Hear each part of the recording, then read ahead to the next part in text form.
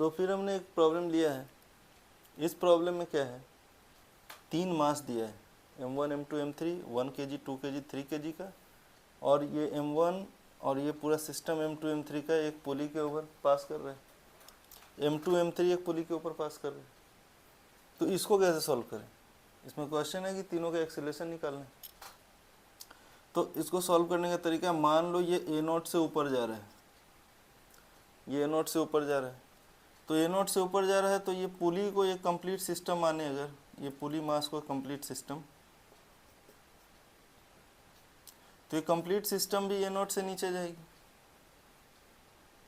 अच्छा, अब मान लो पुली A0 से, ये जो पुली है सेकेंड पुली, पुली नंबर 1, पुली नंबर 2, पुली नंबर 2 से अगर हम वॉच कर रहे हैं M2 और M3 को, तो लग रहा है कि M3 मान लो नीचे जा रही है A1 से या A से, तो M2 A से ऊपर जा रही है किसके रेस्पेक्ट में? पुली 2 के रेस्पेक्ट में। यानी कि अगर ग्राउंड पे कोई ऑब्जर्वर है, हम तो इनर्शियल फ्रेम में सॉल्व कर रहे हैं अभी, तो ग्राउंड पे कोई ऑब्जर्वर है तो इसको ये कैसे जाता हुआ दिखेगा नीचे? इसको जाता हुआ दिखेगा A0 माइनस A से, और इसको दिखेगा A0 प्लस A से, यही होगा। तो इसको सॉल्व करने के लिए क्या करेंगे, फ्री बॉडी डायग्राम स्टार्ट करते हैं। तो M1 को पहले बनाते हैं, M1G, और उसके ऊपर यहाँ पे टेंशन मान लीजिए, टेंशन T, तो यहाँ भी टेंशन T, पुली से मासलेस है, और वहाँ पे T, तो यहाँ पे मान लिए हम T1, दूसरी स्ट्रिंग, यहाँ पे भी T1, ये T1 यहाँ, ये T1 यहाँ। क्लियर? तो देखते हैं कितने अननोन हो गए, 1 2 3 4, देखते हैं 4 इक्वेशन बनना चाहिए। तो यहाँ पे हो गया T। अच्छा, इसको ऊपर जाता हुआ माने बाहर के ऑब्जर्वर के लिए, मतलब इनर्शियल फ्रेम वाले ऑब्जर्वर के लिए, तो T minus M1G should be equal to M1 into A0। ये हो गया इक्वेशन नंबर 1।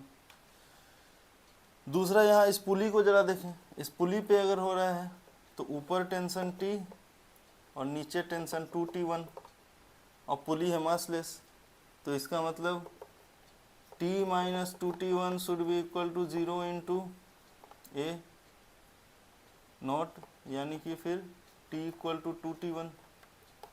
ये दूसरा नंबर इक्वेशन। तीसरे में M2 का जरा देखें, तो M2 के लिए M2G नीचे की तरफ और T1 ऊपर की तरफ। अब यहाँ पे क्या है कि M2G नीचे जाता हुआ दिख रहा है A0 माइनस A से, तो M2G minus T1 is equal to M2 into A0 minus A, 3 number equation. चौथे में M3G और T ऊपर, तो M3G minus T1 should be equal to M3 into A0 plus A, 4 number equation. 4 equation 4 unknown, solve हो जाएगा। Solve करते हैं। तो पहले क्या करते हैं, लेते हैं 3 और 4 से, 3 और 4 से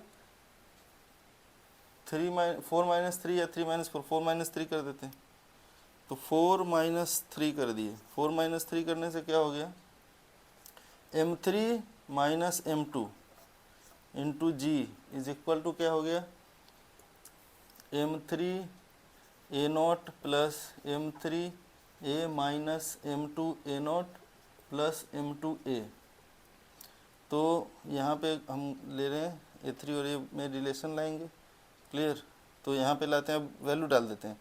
ये हो गया G इज इक्वल टू 3 और 2 डाला, G is equal to 3A0 minus 2A0 यानी कि A0 हो गया, और यहाँ पे 3 प्लस 2 5 हो गया, यानी 5A0, 5 इंटू A, यानी कि A0 जो है वो G माइनस 5A के बराबर। इसको रख लेते हैं किसी इक्वेशन में 5 में मान लो, ठीक है। अच्छा, इन दोनों को ऐड करते हैं, 3 और 4 को, और 1 से ऐड कर देते हैं इन तीनों को, 1 2 और 4 को ऐड कर दिया, 1 प्लस 2 प्लस 4, 1 प्लस 2 प्लस 4 किया तो क्या हो गया, T1 और T कट गया, और बच गया हमारा M 2 2 3 5, 5 माइनस 1 4G,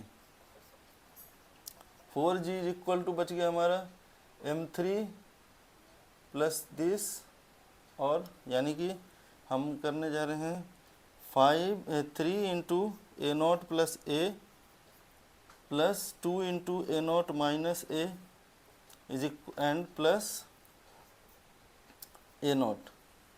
तो 3 2 5 1 6 6 ए नॉट और 3 और ये 1 प्लस ए है ना, इतना हो गया।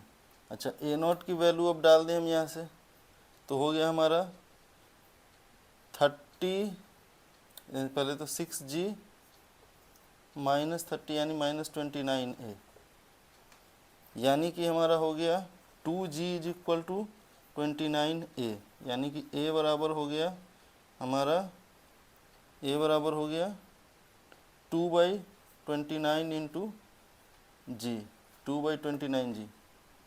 इससे हमारा ए नोट निकल गया। ए नोट कितना हो गया, G माइनस 5 है, यानी कि G 1 माइनस 10/29, यानी कि 19/29G। ये अपवार्ड है, ए नोट ऊपर की तरह, जो हमारा आ गया आंसर 1 नंबर। M1 का एक्सेलरेशन निकल गया। M2 के एक्सेलरेशन के लिए इसको रब कर देते हैं, किसी पार्ट को इधर से रब कर देते हैं। तो M2 का एक्सेलरेशन जो है वो है क्या, ए नोट माइनस ए, ए नोट माइनस ए, यानी कि ये ए आया है ना, ए आया, तो ए नोट माइनस ए, सॉरी ये ए नोट निकला था ना अभी, हाँ तो ए नोट तो निकल गया था, ए नोट माइनस ए करना है, पहले ए निकालना है, ए है ये और ये है रहा, तो 19 माइनस 2/29 इंटू जी, यानी कि 17/29G, और ये डाउन जाता हुआ पॉजिटिव आया, हमने डाउन लिया था। ये हो गया M2 का एक्सेलरेशन। M3 के लिए ए नोट प्लस ए, 19 प्लस 2/29 इंटू जी, यानी कि 21/G, ये भी डाउन। तो इस तरह से ये प्रॉब्लम हो गई सॉल्व। क्लियर।